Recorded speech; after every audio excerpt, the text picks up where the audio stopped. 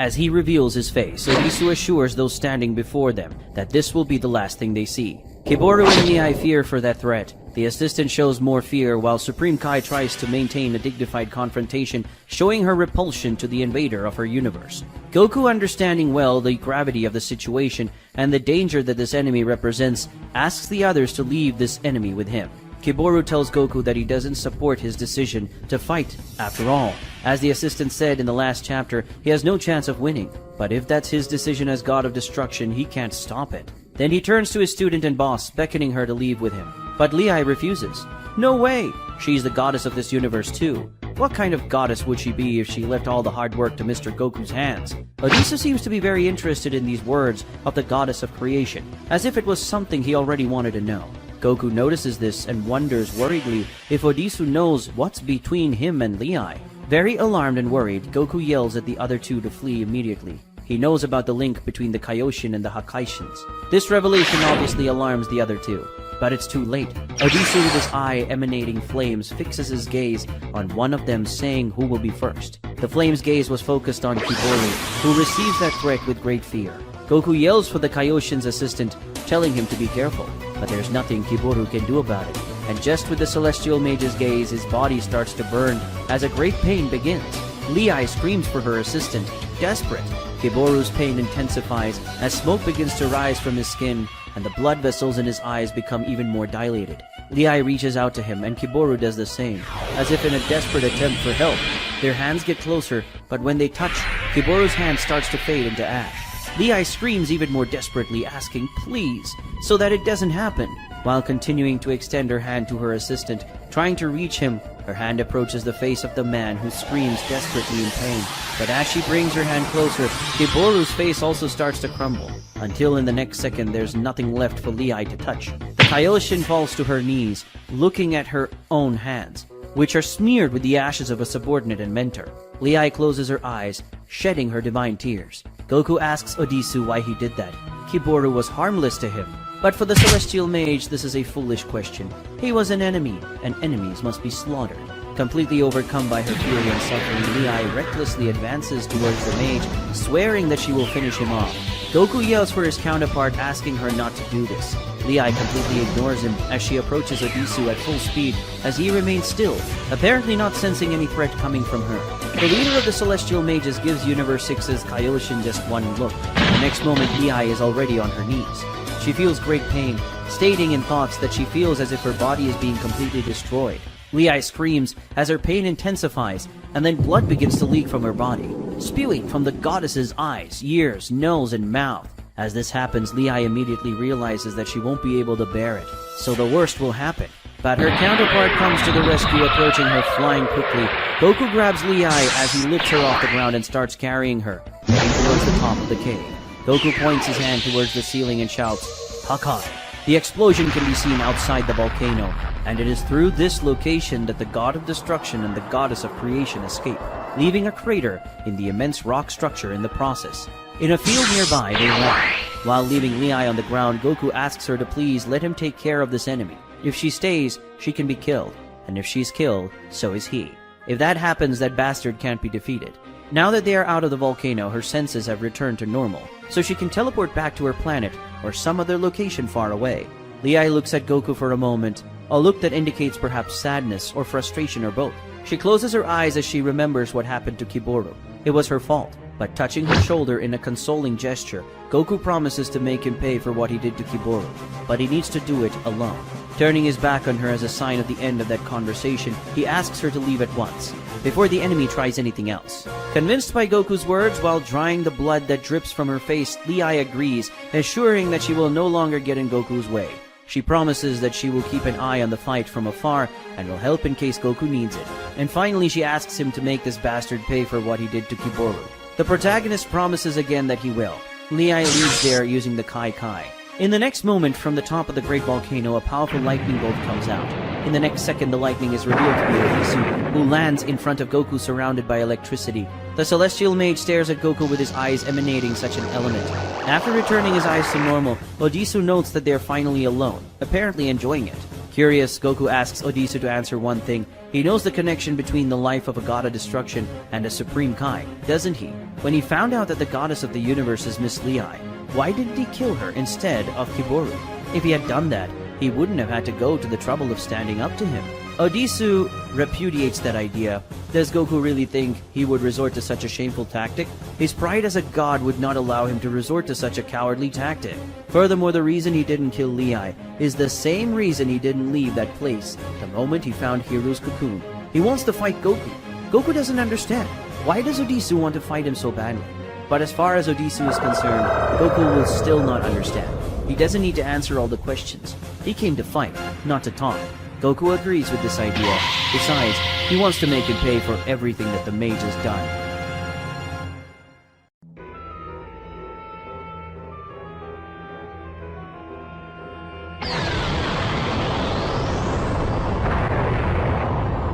Vegeta and Cooler face each other as they exude a dense amount of energy, preparing to honor the agreement they made a short time ago, to attack using whatever power they have left. Both begin to move at the same time, each flying in the opposite direction. Vegeta, despite all his injuries and fatigue, has a smile on his face, looking forward to what is about to happen.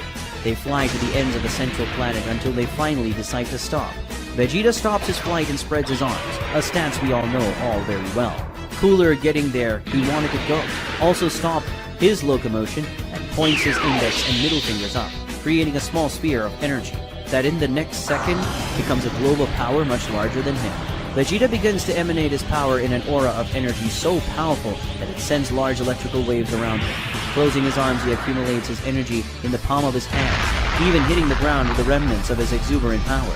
At the same time, the two adversaries warn each other, "Here I come." Vegeta fires his powerful final flash, while Cooler unleashes the equally powerful attack he calls Galactic Devastation. The attacks violently collide in the center of the planet, causing an air current and an impact wave that severely shakes the entire surrounding environment. While doing his best to maintain the power struggle, Vegeta reflects in his thoughts about the opponent before him. Vegeta says, "Cooler, in my childhood, I heard many legends about you, the legendary warrior that even Cold and Frieza feared." Efforts equal to his opponent, Cooler also reflects about him and says, "Vegeta, the Prince of the Saiyans, a race I've always looked down on. In all my might, I have always regarded you as inferior, just ants compared to me."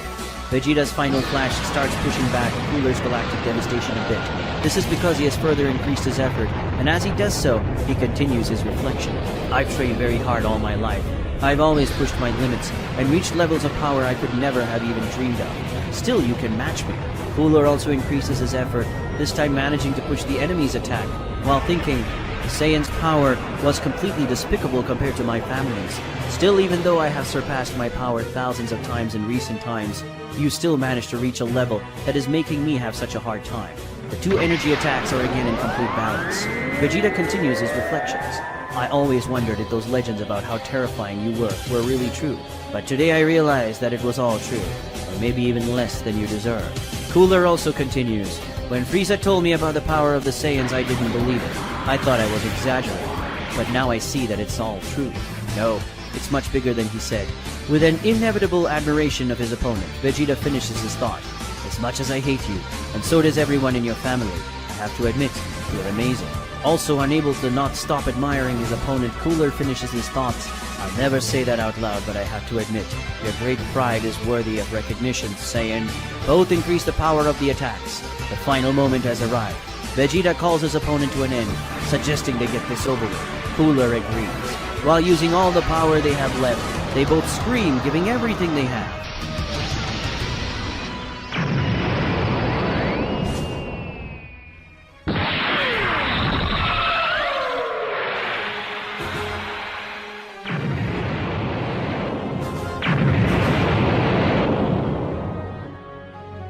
The battle between Vegeta and Cooler seems to finally come to an end, along with the last remaining planet of the quintet of planets called Planets Quinn. Goku and Odisu stare at each other as they let out a small fraction of their powers, evidenced by the slight current of air surrounding them. As he faces his opponent, Goku wonders in thought which transformation he should use. He reflects that the best way is, before starting to spend too much energy, to understand how his opponent's abilities work. On the other hand, the power of the one standing in front of him is gigantic. If he starts using a very low power level, he can end up getting killed quickly. Goku closes his eyes for a moment, and what comes to his mind is the Super Saiyan 3 transformation. When he opens his eyes, chunks of ground flying through the air, then reveal a crater that has just opened in the ground around the protagonist, as he is surrounded by an aura of power. Odisu finds that very strange. He reveals that he senses a great increase in Goku's power, and from what he knows about the Saiyans of this realm, such a significant increase in power should occur through a transformation. Shouldn't Goku be transformed into some level of Super Saiyan by now? Why does his appearance remain the same? Goku notes in his speech Odisu's knowledge about the Saiyans, but without wanting to dwell into this question, he gives the answer the mage wants, explaining that since he became a god, he can assess the power of all his non-divine transformations without having to transform his body. Right now he's using the power of a Super Saiyan 3, but he's doing it without having to change his appearance. Goku admits that this way is much better, because then he can use the transformation's full potential without wasting energy transforming. Odisu understands the explanation. He points out a problem. Goku's power level remains mediocre compared to his own. He recommends that his opponent level up more to face him. Goku is annoyed upon hearing this, telling his opponent not to act like he's in control. Goku charges at Odisu to try a blow, but just as he is about to unleash a powerful punch at his foe, Odisu gives the Saiyan god a single look, which is enough for Goku to return to where he came from with a series of mid-air acrobatic moves. As he asks in his mind what that feeling he's just had, revealing that for a moment he was absolutely sure that if he'd advanced a single meter, he would have been killed in the blink of an eye. Reaching the ground again, Goku deduces that anything below the Super Saiyan God appears to be intolerable to his enemy. But what about Super Saiyan God Super Saiyan? Odisu already knows what Goku is talking about. It's the blue transformation, right? But actually no. Goku says that some things have changed with the transformation since he's become a god. Goku transforms into Super Saiyan God Super Saiyan, but Odisu recognizes something strange. The color is pink. Goku explains that when a divine being transforms into a Super Saiyan God Super Saiyan, the color is not blue, but that color. This transformation is called Super Saiyan Rose. He reveals he doesn't like that form. It reminds him of someone he detested, but it's what he intends to use against the mage for now. For Odisu, Goku said too much, which should be summed up in one thing. This transformation has a power level similar to Super Saiyan Blue, right? If that's the case, he'll need more power. Why does he insist on these games instead of using his true power? In thought, Goku reveals the reason for this. He's already realized that for some reason Odisu wants him to use his full power, so it would be good to avoid falling for his strategy and not use his full power at first. He can play with his enemy's patience while fighting without using his full power, and in the meantime he will try to find out more about his abilities. Goku again charges at his opponent, warning him to get ready, and when he is close enough to attempt his blow and lunges forward with a punch at the enemy, he feels something, and in the next second he is pushed by something strong enough to even get him off the ground. Goku recovers with an acrobatic movement in the air, then lands safely. As he does so, he reflects on what happened, revealing that his blow for some reason simply lost strength until stopped. What did he do? Closing his eyes and concentrating, Goku finally understands what's happening. It's so discreet, it's barely noticeable, but he can sense a change in the air around him. Goku comes to the conclusion that the opponent is manipulating the air around him to stop his attacks, but states that this alone won't be enough, so he decides to go to the next level, the Kaioken, increased 10 times.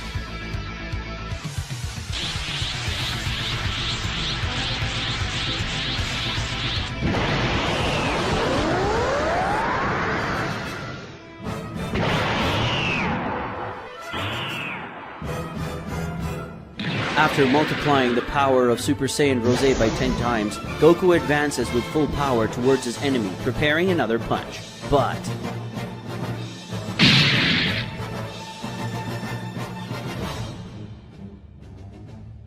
even with a punch 10 times more powerful, Goku can't reach the great mage of the elements. But he doesn't give up, trying a sidekick towards the enemy's face. But he's also stopped a few centimeters from the mage's face, who watches everything without moving, causing clear frustration in the destroyer. Goku multiplies himself by surrounding the enemy with several mirages of his body, advancing towards Odisu to attack him from all sides with the intention of confusing him. But the mage, already tired of all this, screams that it is useless, and proves it by releasing a strong current of air that destroys the ground around him. At the same time, he hits Goku's clones, undoing with his wind the many mirages that surround him, until he finally hits the real Goku, launching the Hakai towards a forest, and causing him to destroy a few dozen trees until he finally stops. Odisu wonders if Goku now understands that he won't be able to do anything against him in this form. Fighting a god like him using such a mediocre power level is sacrilege. As he stands up, Goku tells his opponent that it's not necessary to use complicated words. If Odisu wants him to level up, that's what he's going to do. Goku emanates an aura of even greater power. It's the Kaioken increased 20 times. He will use twice as much power now. Placing his hands in position while concentrating energy, Goku looks at his enemy with a determined gaze. While watching what he's doing, Odisu reveals that he knows that increasing power of 20 times is Goku's limit, with this technique called Kaioken. This is the maximum power the Destroyer will achieve using the Super Saiyan Rose, which represents no danger to him and his wind barrier. After concentrating a lot of energy, Goku finally makes his attack and says, Kamehameha, increase 20 times! Goku launches the powerful energy wave towards the end of the forest. The wave of power makes the same trajectory as he did before when he was launched by Odisu, heading towards Odisu himself. But when the attack arrives, it is stopped by the mage's barrier, who jokes that this attack is boring. So boring that it's blasphemous for Goku to attack him with something so mediocre. But Goku smiles at this teasing, wondering if his enemy will find what comes next boring. Goku says, Kaioken increase 50 times. Goku again increases his power, releasing enough energy to more than double the size of his Kamehameha. Odisu is at first surprised by this, but in a second he understands what's happened. When Goku became a god, he acquired a divine body, and that body has a much higher limit than the limit that his mortal body had. The Celestial Mage admits that this attack he will need to deflect, and seeing the energy wave was passed through his barrier, Odisu dodges it. The attack hits the volcano at the center of the planet, which is completely destroyed in the next moment. And then the energy wave leaves the planet, even surpassing the natural camouflage that the planet has, being able to be visible as it goes into space. Surrounded by the dust raised by the attack that was just made, Odisu criticizes that all this effort was only worth raising dust. The mage swings his arms to brush away the dust, revealing Goku, who is already before him with an attack, which is stopped by Odisu's wind magic as the mage praises the attempt, but warns the Destroyer that he was not born yesterday. But Goku doesn't seem to want to give up on this move, and then in a surprising act he launches another 50x increased Kamehameha, but this time he does it through his feet. Odisu is surprised by this, and with the powerful traction of the energy wave he releases through his feet, Goku manages to lunge at the mage with an outstretched hand to hit him in the face, and he sees the approach of the blow that seems to be inevitable. Odisu emanates from his eyes a strange frozen air.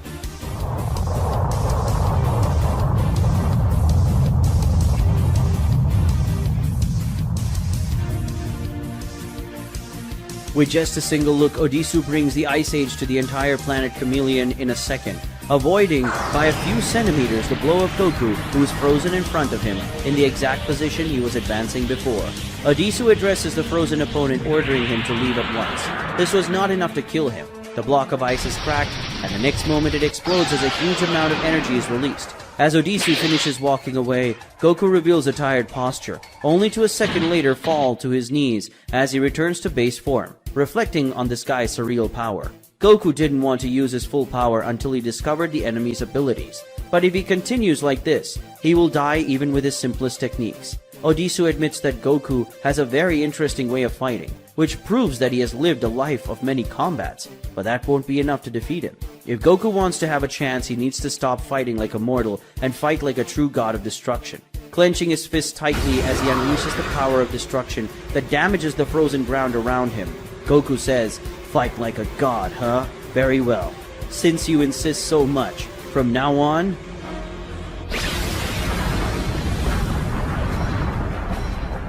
I will fight like a god of destruction."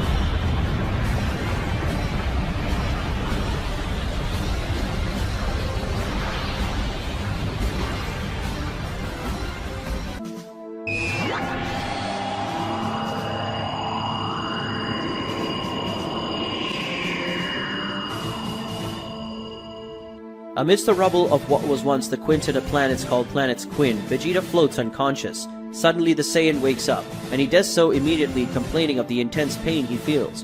Looking from side to side, Vegeta wonders if he lost the fight after all he was passed out. The Saiyan seems to see something that catches his eye.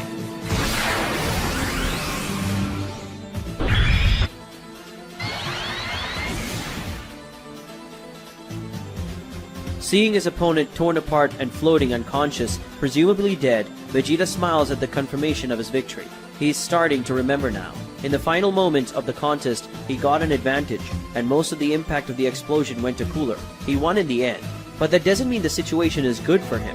With all the planets exploding, the region's atmospheric layer is fading, and judging by the difficulty he's having breathing, the oxygen is almost gone. He is also without energy, not even teleporting to another place he can. Looks like he's going to die. But for Vegeta, it's okay. It's not so bad to die like that, winning such a tough battle against such a powerful opponent. This is a death worthy of a Saiyan warrior.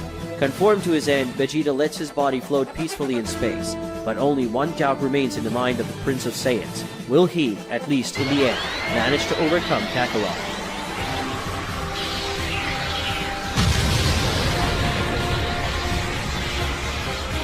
As he stares at the opponent, who has just revealed a new transformation while unleashing a massive amount of power, Odisu comments in his mind on the strangeness of Goku's appearance, wondering why his energy color is purple, like that of a god, of destruction, and his hair is all white as an angel's. Could it be that at this moment he is balancing the power of Ultra Instinct and the energy of destruction?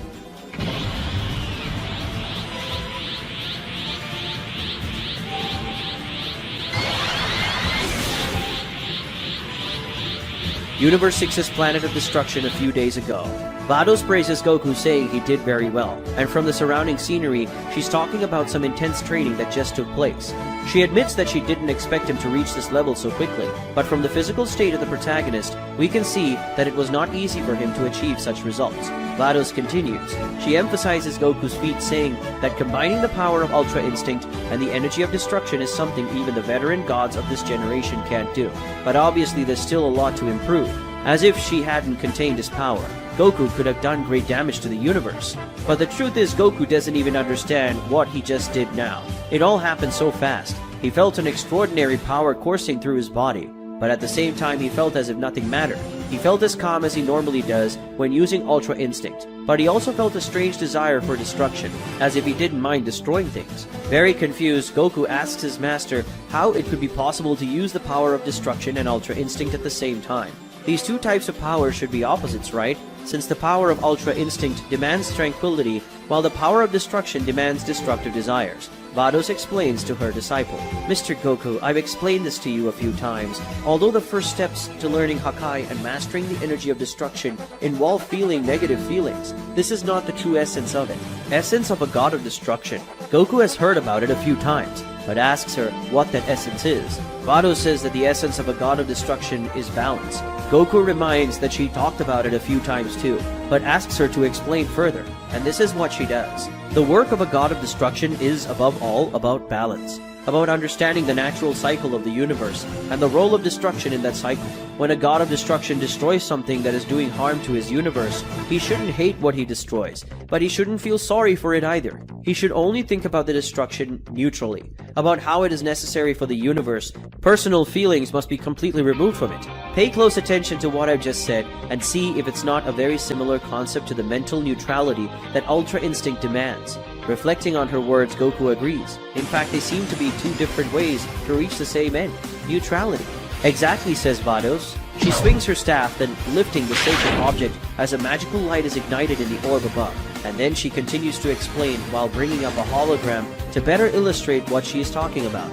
Although the feeling of complete mental and spiritual peacefulness of the Ultra Instinct and the feeling of destruction may seem extreme opposites, the truth is that both have something in common: purity. Both require to deny your own desires and feelings, and the greater the detachment, the greater the success in mastering these powers. The closer you get to that state of purity, the more you will realize that these two powers are sides of the same coin. When this balance is reached, it is possible to achieve neutrality between these two powers that seem so opposed, and this results in the transformation that you have just used. In other words, the more you let go of your feelings and empty your mind, the more you can use these powers in complete harmony. While undoing the hologram, Vados finishes her explanation. Vado says, you must understand the need to destroy your target and put that need above your feelings. That is the essence of the power of a god of destruction. And at the same time, you need to turn off your mind and let your body act naturally. That's Ultra Instinct. Goku seems to understand the short lecture he just had, but despite that, he doesn't seem satisfied. That means he would become neutral like Whis and Beerus, right? Will he stop caring about the things he destroys for such neutrality? Doesn't this mean that he will become apathetic and lose his humanity? Faced with all these questions, Vados responds by throwing reality in Goku's face. But Mr. Goku, you are no longer a human. You are a god of destruction.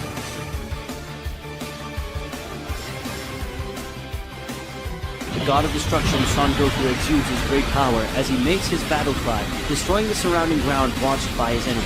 Odisu, while facing his opponent, finally seems satisfied, saying that this is the demonstration of power worthy of a god of destruction, and also worthy of his attention. Looks like they can finally get started.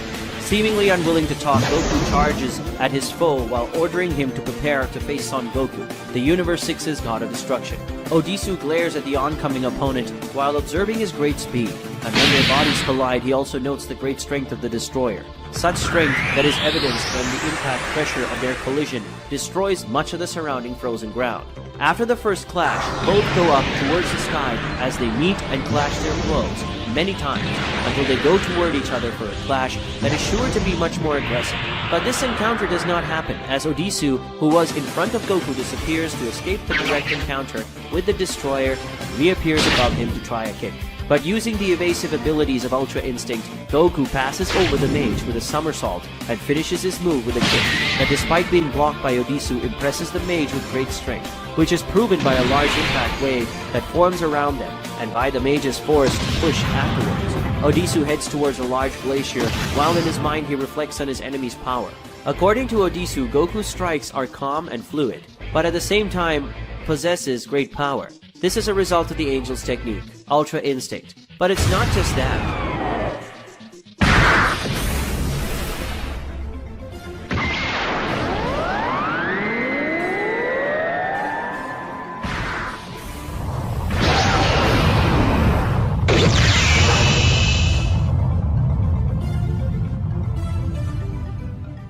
Reappearing behind Goku, Odisu continues his comments. Despite all the tranquility and serenity in his blows, they are filled with the desire for destruction. His attacks are extremely deadly and destructive. Turning to the mage, Goku asks what is the problem. He was the one who asked him to use more power, right? He changed his mind? Odisu responds in what appears to be a compliment.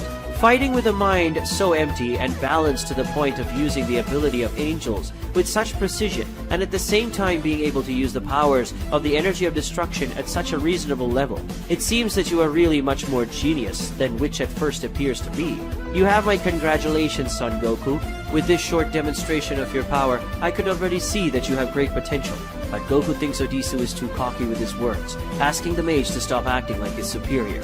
He doesn't want to be arrogant, but he knows he's much more powerful now. And from the few blows they've exchanged, he knows that Odisu no longer has the upper hand. But the mage smiles at that. Does Goku think he has the upper hand? What a fool's statement, especially considering that he hasn't used his true abilities yet. Goku wants to know what his opponent means. Odisu explains he is a mage, so magic is his main ability. If that's the case, Odisu should start with using his magic at once. Goku wants him to use all his power before completely destroying him. Odisu agrees. He thinks this is a fair request as Goku has also fulfilled his request and shown his true power.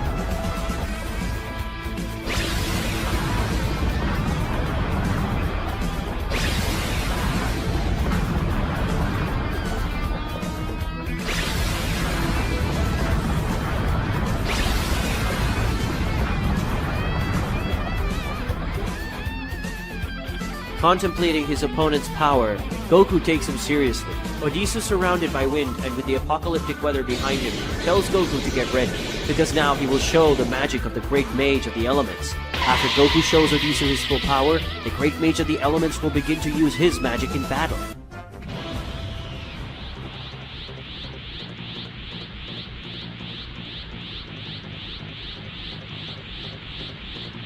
Son Goku. I will show you the magic of the great mage of the elements. Faced with the threat of his opponent, Goku shows that he does not fear him. going towards the mage in an ultra-fast flight and preparing a direct hit.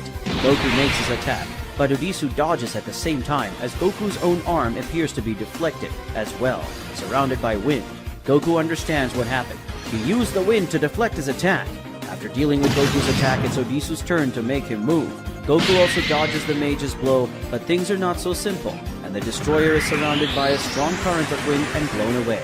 Although it doesn't seem like it at first, that was a very powerful attack, making Goku fall from the sky at high speed, crossing a large glacier and also a large part of the forest on the planet.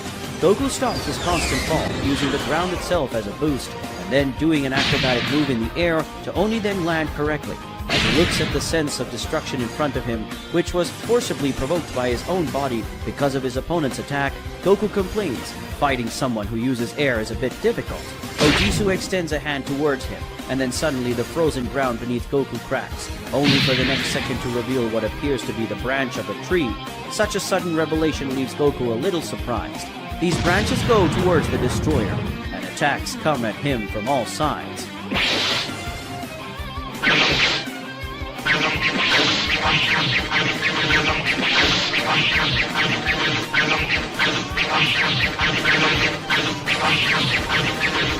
Even escaping many attacks, Goku ends up being trapped by all those loops, and that surprises the Saiyan after all. What are these branches made of? Probably his surprise is how simple branches can trap a god of destruction, but the answer is about to come, when Odisu asks Goku if he realizes what's going on. Goku is a little annoyed that the mage is speaking his mind. While landing in front of the Saiyan god, but at a considerable distance, Odisu explains that when a natural element is influenced by his magic, that element ceases to be natural, because that element gains attributes consistent with his power. A simple tree branch, for example, which for Goku would be as fragile as a toothpick, now becomes extremely resistant. Odisu creates a wooden stake above his hand, and as he throws the stake, he explains that this not only applies to what already exists, but also to what he creates. The wooden spike is heading towards Goku at high speed. "Damn it!" exclaims Goku when he sees the deadly attack coming towards him, and with no chance of dodging because he is trapped in those roots, but not for long. "Hakai!" Goku screams, destroying the roots that hold him at the same time as he releases the power of destruction. For the next moment, he extends his hands in front and holds Odisu's large wooden stake that was coming to pierce his body. Goku stops the stake next to his face, and it clearly takes a lot of strength to do so. The Saiyan god is carried for a great distance and destroys many trees on the way, until he finally manages to stop the attack above a river. After stopping the attack, he drops the wood into the water. But the next second, water itself is the enemy, rising a strong water torrent towards him, such that Goku needs to hold back to not hit him. While holding the water that carries him, Goku bleeds on his hands, indicating the great power of that attack that at first could seem harmless. Goku finally manages to dodge to get out of the way of the water current, which goes towards a glacier behind, and simply cuts through the ice. But before the large block of ice falls, it is stopped by telekinetic force. Looking the other way, Goku sees that the author of this is Odisu. The large block of ice that was captured by the mage's mental strength shatters into many fragments, which turn into multiple ice spikes and head towards Goku. Seeing the many spiked shards of ice coming his way, Goku knows he needs to act. He fires towards the fragments, many key balls, which destroy the ice as they go. But there are a lot of stakes, and even though many were destroyed by Goku's energy attacks, still many kept coming toward him.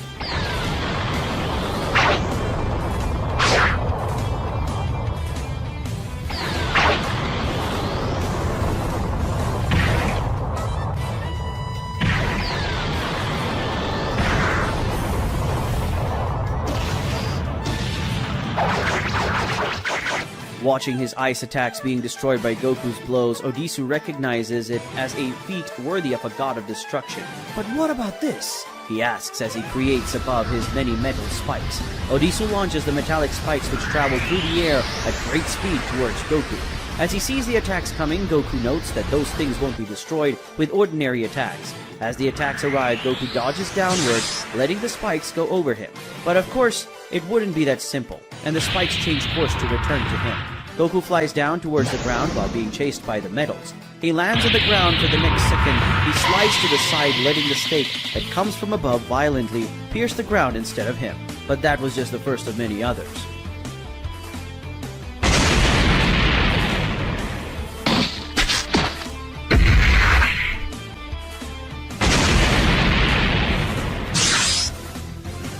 "Hakai!" yells Goku, finally deciding to react to those attacks. The stakes were speeding towards him from all sides when they stopped by the wave of force that Goku generated the moment he invoked his destruction technique.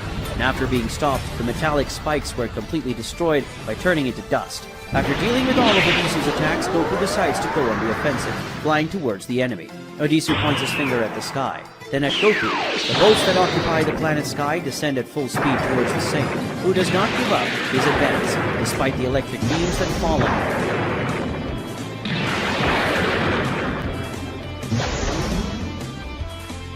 After evading the bolts, Goku gets closer and closer to his opponent, preparing a punch that is sure to carry a lot of his strength. But Odisu doesn't seem worried. He points one of his hands upwards, which alarms Goku, who seems to notice something coming from below. And then he stops advancing and retreats. For the next moment, he sees a torrent of lava coming out of the ground exactly where he was going. But that was only the first of many torrents that come from the ground, all of which the God of Destruction must dodge.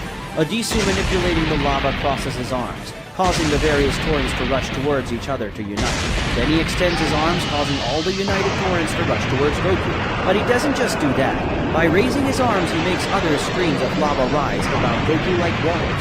Seeing all of this, the destroyer becomes very worried, recognizing that his opponent has surrounded him. The powerful torrent of lava slams into the walls, an attack that could be deadly. Fortunately, Goku escapes with the instant transmission, but he didn't escape completely, as behind him Odisu also appeared, apparently already predicting what Goku would do. The mage tries an attack from behind, but Goku turns to defend, managing to stop the mage's blow, already very close to his face. But it wasn't over yet, and Odisu makes a wave of flames come out of his hand that completely engulfs Goku, who falls from the sky completely enveloped in flames and collides hard with the ground. Odisu accompanies Goku, also landing, and as he does so, he notes the fact that the destroyer took a hit from his flames head-on and suffered no serious damage. The mage praises him for it. It's not a feat for everyone. As he faces his enemy, Goku thinks annoyed about the fact that he can't even touch this guy. Looking at his opponent, Odisu comments that he apparently already noticed. His magic allows him to control the entire environment. This whole planet is a slave to the mage's will. It is his shield and also his weapon. But Goku isn't in the mood for that anymore. He wants to see what the mage will do without nature to protect him. Odisu is a little taken aback by this statement, no doubt wondering what Goku means. But the answer comes soon after, when the destroyer drops to his knees, placing his hands on the planet's ground and screaming, "Hakai!" Odisu has no time to react, only to ask if his opponent has gone mad.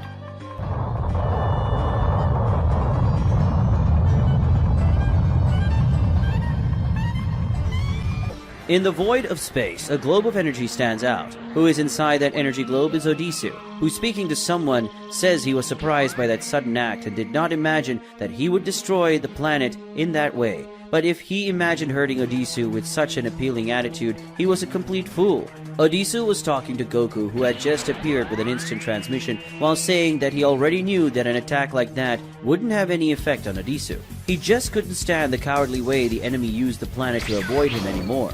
"Coward?" Odisu asks while turning to the opponent who just reappeared. Goku confirms his statement, saying that he doesn't respect those who fight without using their fists. For him, hiding behind the environment is something for cowards. Odisu says his opponent is a fool. Apparently, he still doesn't understand the meaning to be a god. In a seemingly sarcastic tone, Goku asks why Odisu doesn't explain to him what it means to be a god. Odisu tells Goku what it means to be a god to him. Odisu says, "Domination. That's what being a god is all about. We gods are above everything and everyone, using what is below us, like the universes, the planets, and also the mortals. All of this is our right. Everything exists to serve the gods, and dominating everything that is rightfully ours, and using it as we please, is part of the divine role." But Goku doesn't agree with his opponent's view of what it means to be a god. He argues, that's nonsense. The gods are supposed to take care of all those things, not use. It is our duty, who are stronger, to care for those below us. It is we who must act for the benefit of those under our leadership, not the contrary. Odisu makes his rejoinder. Nonsense. If we gods are the ones who rule all things, then we use those below us for our benefit. It means that in the end, the greatest beneficiaries are themselves. But Goku doesn't want to talk anymore. He doesn't want to hear all the rubbish his opponent talks anymore. Goku advises Odisu to prepare, because now that he no longer has a planet's natural resources to protect him, he will finish off the mage. A little impatient, Odisu criticizes his enemy, saying that despite being a god, he has the mind and heart of a mortal. He even claims that someone like Goku, who is attached to the rabble, will never be a god in excellence. Goku repeats in his mind the word rabble, while he remembers his family, who are part of that rabble, mentioned by Odisu. Flames begin to emanate. The one who emanates these flames is Odisu, whose clothes is disintegrated by the fire as he calls out to his enemy. Upon seeing the outfit underneath Odisu's cloak, Goku immediately recognizes it as being identical to the outfit worn by Paikon.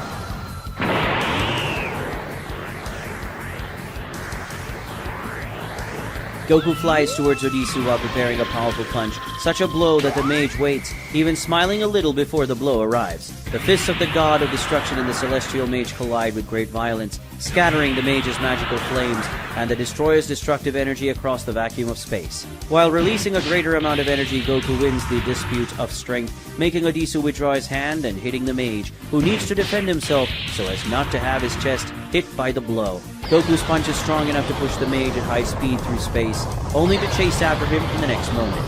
Goku pursues his enemy with a serious and focused expression, clearly determined to destroy him. Odisu, on the other hand, apparently views the destroyer's advance with concern. As the chase continues at high speed through space, Goku, even though he is reasonably far away from his opponent, starts throwing a lot of punches towards him.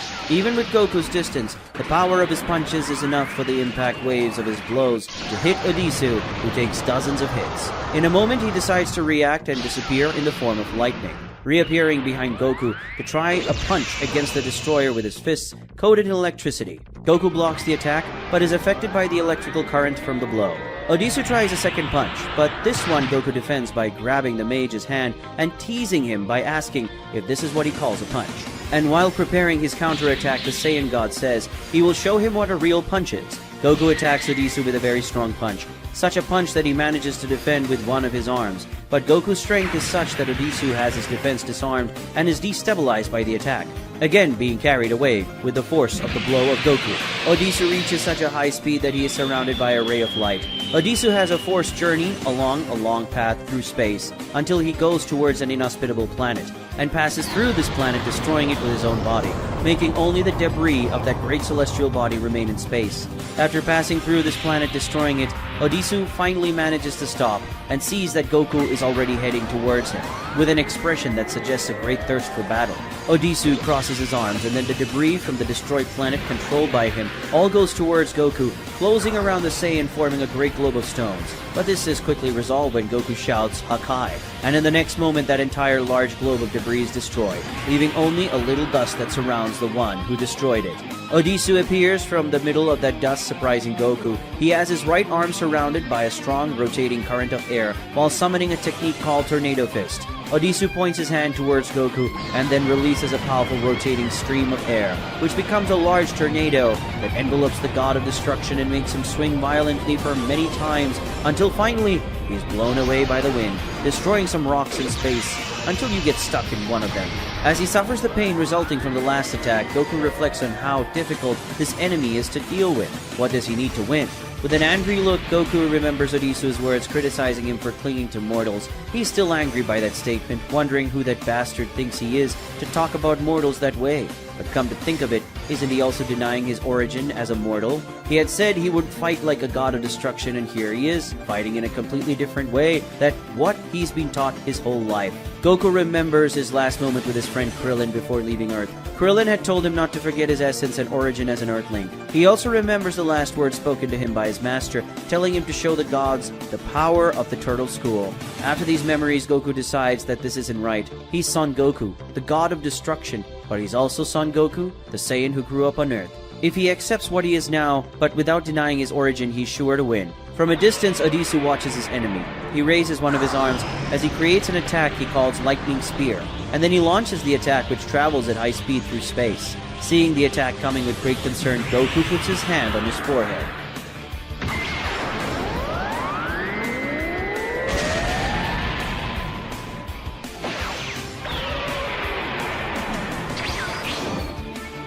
Observing the explosion site from afar, Goku remarks in relief that it was a very narrow escape, but he doesn't have much time to feel relief, as in the next second, Odisu is already behind him, preparing a blow while telling him not to get distracted. Goku is hit by Odisu's punch and has his chest crossed by the mage's attack, who smiles when he sees that his blow landed perfectly. But Odisu's smile doesn't last long, as the next moment Goku's body begins to disappear, revealing it to be a mirage, and that the mage has hit nothing but the void. The real Goku comes out from behind a rock in which he was hiding, and he has in his hand a sphere of energy of destruction that he throws it at Odisu, who dodges the sphere while advancing towards him. But in the next moment, the attack returns against the mage, who has to dodge again, surprised. Goku is manipulating the attack, as is his friend Yamcha's Sokidan. He asks his opponent if he is surprised and reveals that it is a mortal's ability. Odisu dodges the energy ball once more, and then launches a fireball at it, which is destroyed along with Goku's energy in a huge explosion. When Odisu looks back, Goku is already approaching. He announces one more technique, Taiyoken. He screams as Tien's image comes to mind. The powerful ray of light released by Goku blinds Odisu's eyes, who instinctively tries to hit the protagonist, who he knew was coming toward him. But Goku dodges the punch as he steps back and forms a large slicing disc of ki in his hand, remembering his great friend Krillin. Kienzan! He yells as he launches the disc towards Odisu using his hands to manipulate the large disc. Pressing his sore eyes, Odisu says that Goku is a fool. In the next moment, the large disc created by Goku splits into 5 smaller discs that surround Odisu to cut him from multiple directions. But the mage warns that even though he can't see, he can feel the attacks coming. Odisu shouts, "Death Ball!" And then a globe of electrical energy forms around him as it emits destructive beams that destroy Goku's Kienzans. Odisu states that as long as he is within this defensive field, none of Goku's attacks can hit him. But that is no longer going to be necessary. As he slowly opens his eyes, Odisu was about to claim that his vision had recovered. But he is surprised when an instant transmission is made into his death ball. It is Goku who already had a Kamehameha prepared. He says, "Feel the power of the technique of the mortals you despise so much." With the memory of Master Roshi in his head, Goku reaches out to Odisu as he launches his mighty Kamehameha, which completely engulfs the celestial mage.